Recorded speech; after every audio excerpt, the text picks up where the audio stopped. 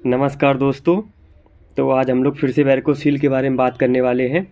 Thumbnail को देख के आप लोगों को समझ में आ गया होगा कि आज किस पे बात होने वाली है। तो उन सारे टॉपिक्स पे आज बात करने वाले हैं। यदि आपने मेरा चैनल सब्सक्राइब नहीं किया तो चैनल को सब्सक्राइब अवश्य करें, जिससे आपसे कभी भी मेरे चैनल से जो वैरिकोसील से संबंधित जो हम इन्फॉर्मेशन जानकारी देते हैं तो आपसे कोई छूटे ना, क्योंकि हम वैरिकोसील से ही संबंधित जानकारी इस चैनल पे डालते हैं।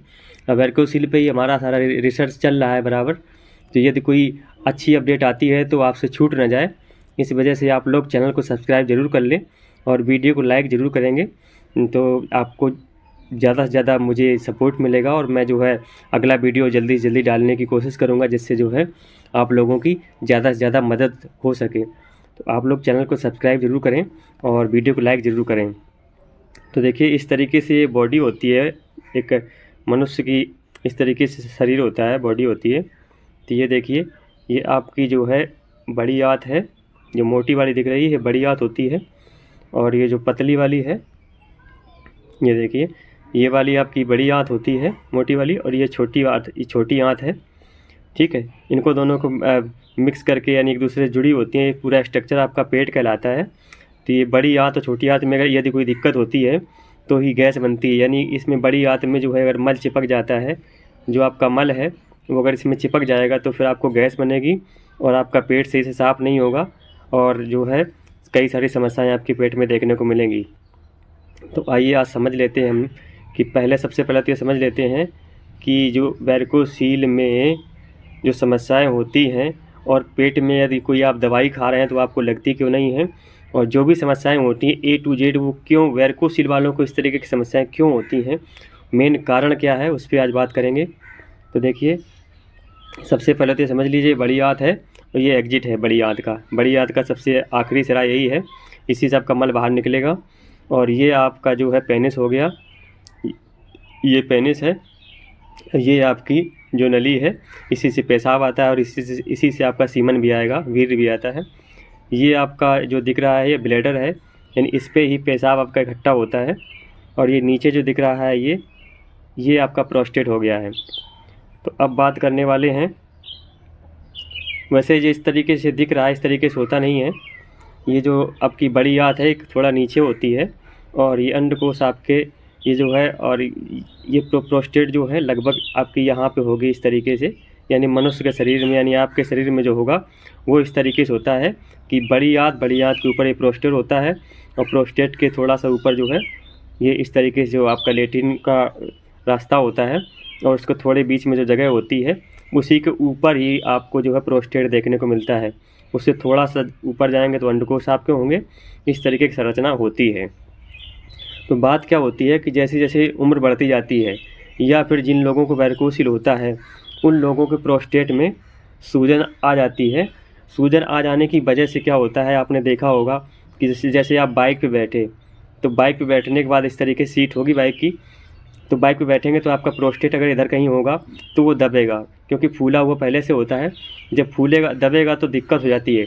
दिक्कत क्या होती है कि आपको पेशाब में जलन होगी और उसकी सूजन और ज़्यादा बढ़ जाएगी। ठीक है, तो ये समस्या होती है बाइक चलाने की वजह से। बाइक चलाने की वजह से इसी में प्रोस्टेट में हीटिंग होती है और प्रोस्टेट में ये दर्द शुरू हो जाता है। जब इसमें सूजन बढ़ेगी तो ये क्या करता है, जब ये ज़्यादा फूलता चला जाएगा तो ये बड़ी आंत को दबाएगा।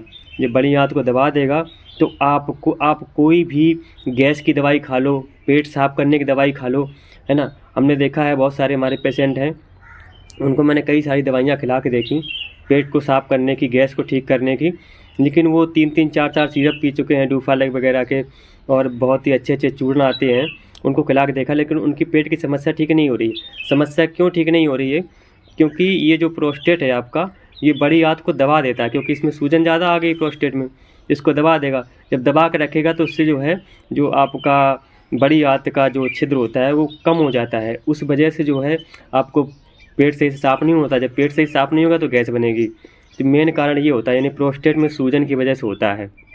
अब प्रोस्टेट में सूजन क्यों आती है, वैरिकोसील की वजह से आती है, या ये कह सकते हैं कि प्रोस्टेट की सूजन की वजह से, प्रोस्टेट में इन्फेक्शन की वजह से वैरिकोसील हो जाता है। तो आइए अब ये समझ लेते हैं कि प्रोस्टेट का काम क्या होता है। तो ये जो आपका ब्लैडर दिख रहा है, इसी में पेशाब आपका इकट्ठा होता है। और ये जो है आपका जो प्रोस्टेट दिख रहा है, प्रोस्टेट के माध्यम से, यानी प्रोस्टेट में एक छेद होता है और उसी से हो करके ये पेशाब आपकी निकलती है इस तरीके से। और बात करते हैं अब सीमन की, तो सीमन भी आपका ये जो आपके अंडकोश होते हैं, इसमें जो है आपका शुक्राणु बनते हैं और इधर से घूम के इस तरीके से, और ये भी जब आपका सीमन निकलेगा तो इसी नली से, यानी प्रोस्टेट से हो करके और इधर से ही निकलता है सीमन। यानी कि सीमन का और पेशाब का रास्ता एक जैसा ही, एक ही होता है। तो जब आपका प्रोस्टेट में सूजन होगी, तो प्रोस्टेट में सूजन होगी तो जो जिस छेद से आपका जो पेशाब निकलेगा या जिस छेद से सीमन निकलेगा वो एक ही छेद होता है, तो वो क्या होगा, कम हो जाएगा। यानी कि सूजन अब प्रोस्टेट में होगी तो छेद क्या होगा, वो सिकुड़ जाता है। जब छेद आपका कम हो जाएगा वो नली का, तो फिर आपको पेशाब करने में दिक्कत होती है। यानी कि पेशाब रुक रुक के आता है, आधा पेशाब आपका निकलेगा और आधा पेशाब आपका निकल नहीं पाता, उससे पहले ही माइंड में जो है सिग्नल पहुंच जाते हैं और जो है वो पेशाब आना बंद हो जाता है, ये होता है। तो इस वजह से आपका पेशाब रुक रुक के आता है। आपने देखा होगा कि आपने पेशाब किया, पेशाब करने के बाद 15 मिनट के बाद फिर गए आप, फिर 15 मिनट के बाद फिर से आपको जाना पड़ता है। तो इसी वजह से जाना पड़ता है, क्योंकि आपके प्रोस्टेट में सूजन होती है। इसको कैसे पहचान सकते हैं बिना जांच के, आप अंड को उसके नीचे दबा के देखेंगे तो आपको गेंद जैसा फूला हुआ समझ में आएगा अंदर, है ना। अंडकोश के जस्ट नीचे देखेंगे तो आपको पता चल जाएगा कि आपके प्रोस्टेट में सूजन होती है। तो इस तरीके से जो है, जो एपिडिडमाइटिस करके जो रिपोर्ट आती है ना, वो इसी संबंधित होती है। जिनके प्रोस्टेट में सूजन होती है उन लोगों को ये समस्याएं होती हैं। उनकी जो नली होती है, जो शुक्राणु जिसमें भरे रहते हैं, इस नली में भी सूजन आ जाती है। तो मेन समस्या होती है प्रोस्टेट की वजह से। प्रोस्टेट की वजह से पेशाब रुक रुक के आता है, और प्रोस्टेट में सूजन होने की वजह से ही आपका जब सीमन निकलेगा तो उससे फिर दर्द होगा, क्योंकि छिद्र होता है छोटा और सीमन होता है गाढ़ा।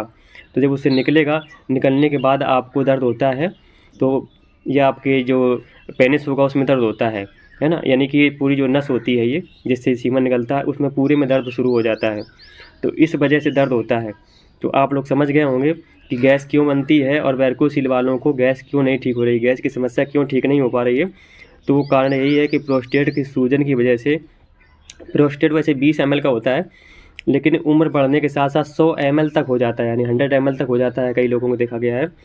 तो लगभग जब जितना प्रोस्टेट आपका बढ़ता चला जाएगा, उतनी आपकी गैस की और पेट की समस्याएं बढ़ती चली जाएंगी, क्योंकि प्रोस्टेट दबा के रखता है ना, जो आपकी बड़ी आंत को दबा के रखेगा इस वजह से। और प्रोस्टेट सूजन की वजह से, प्रोस्टेट में सूजन की वजह से आपका जो है पेशाब रुक रुक के आता है, और आपको जो है सीमन निकलने के बाद दर्द होता है, और कई सारी समस्याएं आपको हो जाती हैं। मेन समस्या उसमें यही होती है कि पेट की कब्ज और पेट की गैस नहीं ठीक होती है। तो मेरे ख्याल से आज आपको समझ में आ गया होगा प्रोस्टेट का काम क्या होता है, प्रोस्टेट कहाँ पे होता है ना, अंडकोश के जस्ट नीचे होता है। अब बात कर लेते हैं कि इसको कैसे ठीक करेंगे।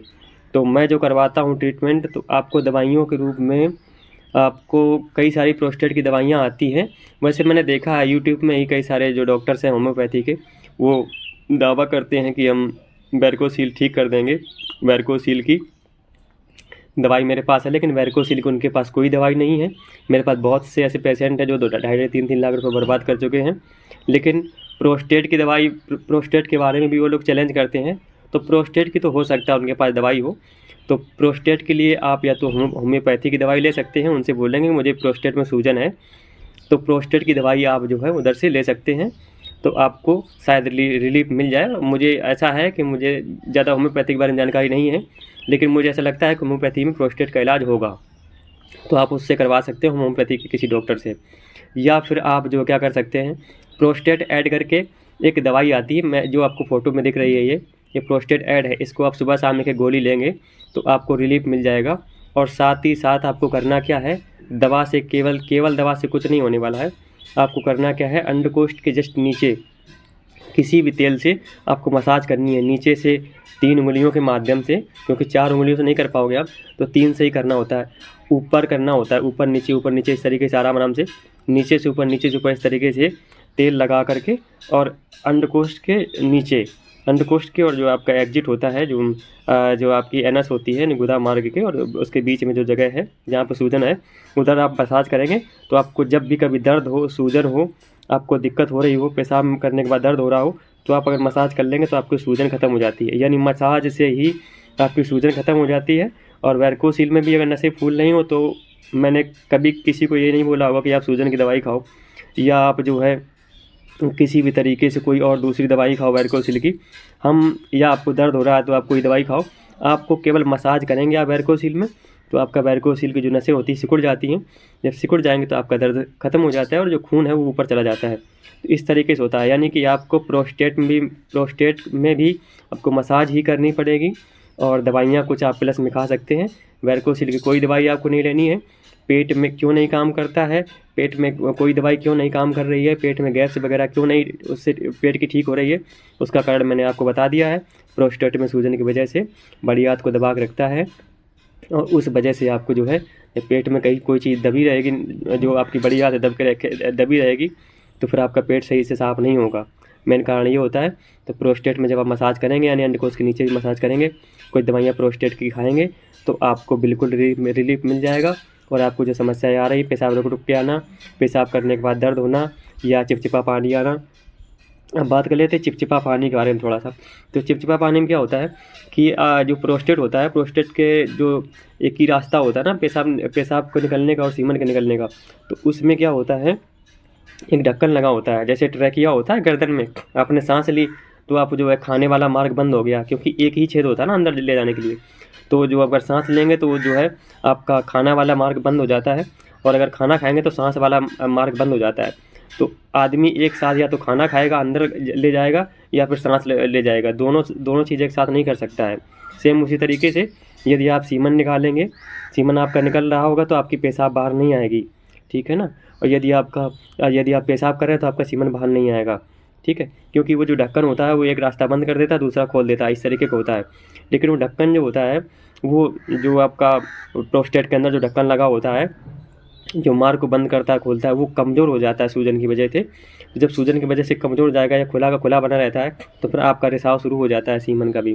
तो इस वजह से पेशाब के साथ में देखा होगा आपने चिपचिपा पानी आना, इस तरीके की समस्याएं हो जाना, तो वो या तो कमज़ोर हो जाएगा, या फिर जो सूजन की वजह से ही होता है। कमज़ोर क्या हो जाएगा, तो सूजन की वजह से वो जो है काफ़ी नाजुक अवस्था में होता है, तो वो फिर पूरी तरीके से या तो लग नहीं पाता है किसी कारण से, तो वो जो है फिर चिपचिपा पानी आपका, यानी सीमन भी साथ में आता है पेशाब के, तो ये दोनों एक साथ फिर आने लग जाते हैं, है ना। कई बार देखा गया होगा आपने, जैसे खाना खाया और साथ में जो है आपने सांस लेकर ले ली, तो फिर आपको देखा होगा गले में जो है वो अटक सा जाता है खाना, एकदम से खांसी वगैरह आने लग जाती है। इस तरीके का मेरे इधर बोलते फंदा सा लग गया एकदम से गले में, तो उस तरीके की समस्याएं हो जाती हैं। तो आप लोग मेरे ख्याल से समझ गए होंगे कि आपको चिपचिपा पानी भी क्यों आता है, यानी प्रोस्टेट की वजह से ही आपको ये सारी समस्याएं हो रही हैं। तो आप जो है पूरी तरीके से किट को बांध के रखें, 24 घंटे सपोर्टर को बांधें। जिन लोगों के पास सपोर्टर ना हो, सपोर्टर मंगवा लें बिल्कुल, और वैरिकोसिल में मसाज करें, प्रोस्टेट के नीचे मसाज करें, और पेट की दवाइयाँ हैं वो बराबर खाते रहें, तो आपको फिर बिल्कुल आराम मिल जाएगा। और फिर आपको रिजल्ट दिखाई देगा जब आपके प्रोस्टेट में सूजन कम हो जाएगी। तो पेट की दवाइयों के साथ आप प्रोस्टेट की दवाई चला सकते हैं, चला कह सकते हैं, आपको चलानी पड़ेंगी। यानी पेट की दवाइयों के साथ आप प्रोस्टेट की भी दवाइयाँ चलाएं, बिल्कुल आपको रिलीफ मिल जाएगा, बहुत जल्दी आपको आराम मिल जाएगा जिन लोगों को समस्याएं आ रही हैं पेट को ठीक करने में, ठीक है ना। तो आप लोगों को मेरे ख्याल से अब समझ में आ गया होगा। वीडियो अगर अच्छा लगा हो तो वीडियो को फिर से मैं बोलूँगा लाइक करिए, और चैनल को सब्सक्राइब कर लिए। अगर लाइक नहीं करेंगे तो फिर वीडियो बनाने का मन नहीं करता है ज़्यादा, तो आप लोग लाइक ज़रूर करा करिएगा, और चैनल को सब्सक्राइब तो करना ही है सभी लोगों को। वीडियो देखने के लिए धन्यवाद, थैंक यू।